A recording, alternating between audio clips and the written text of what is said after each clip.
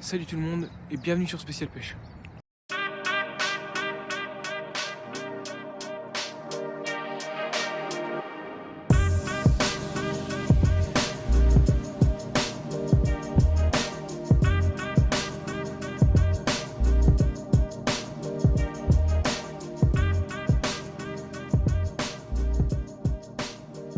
Allez, on se retrouve pour une toute nouvelle vidéo YouTube. Comme vous pouvez le voir, à ma tenue et à ce que j'ai sur la tête, je suis au bord de l'eau et il fait pas très chaud au moment où je tourne cette vidéo.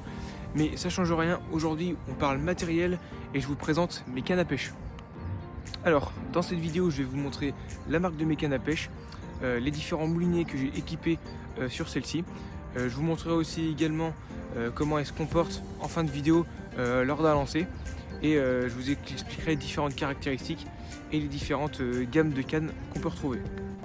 Alors, il existe différentes tailles de cannes. Plus principalement, on retrouve en général des 10 pieds, des 12 pieds, des 12,5 et des 13 pieds. Il y a des équivalences, comme notamment une marque qui est Corda, où eux proposent également des 12,6 pieds. Ça n'a pas forcément trop d'écart en taille par rapport à la 12,5, mais ce qui va jouer, c'est aussi sur la résistance. Alors pour ma part, moi j'utilise des Fox EOS Pro Rod en 10 pieds et disponibles en 3,5 livres. C'est des cannes qui sont très simples à utiliser puisqu'elles sont en deux brins. Donc pour le montage et le démontage, c'est parfait. Pour le rangement, c'est encore mieux étant donné qu'elles sont en 10 pieds. Ça prend pas de place au rangement, chez soi et bien sûr au bord de l'eau aussi. Si vous débutez la pêche de la carpe, bien sûr que des cannes en 10 pieds font largement l'affaire. Pour ma part, je les utilise parce que je fais de la pêche généralement en étang communal ou en petits étangs privés, ou alors c'est des pêches où des 10 pieds me suffisent largement. Mais attention, si vous souhaitez pratiquer de la pêche à longue distance, des 10 pieds, ça va manquer un petit peu. Il faut dans ce cas monter soit vers des 12,5, voire des 13 pieds. Pour ce qui est des points positifs des cannes disponibles en 10 pieds et 3,5 livres, c'est des cannes qui sont faciles à utiliser, c'est simple à monter et surtout, ça prend pas de place au bord de l'eau. Pour les points négatifs, pour ma part, je vais en citer qu'un parce que c'est le seul que j'ai en tête, c'est les pêches à longue distance. Comme je le disais en début de vidéo, les cannes en 10 pieds servent principalement pour des pêches en petit étang ou en étang communal, mais pour de la pêche à longue distance, il va falloir augmenter un peu la taille, comme je le disais, en 12,5 voire des 13 pieds, parce que les 10 pieds, même en mettant du poids, c'est pas agréable du tout de pêcher à longue distance avec des cannes comme ça.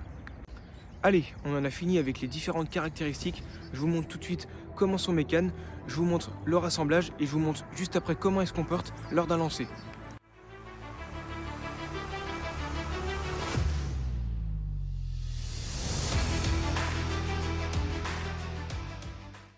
Alors, voici comment mes cannes sont rangées, donc dans un fourreau. Elles sont bien évidemment pliées en deux brins. Comme vous pouvez le voir, ça prend pas de place du tout. C'est très pratique à transporter. Donc quand elles sont pliées, voilà, c'est comme ça. Pour les déplier, rien de compliqué. Hop, on vient assembler juste ici les deux brins. On aligne les sillons et c'est terminé. Sur chacune de ces cannes, j'ai équipé un moulinier Mach 2 Falcon 5000.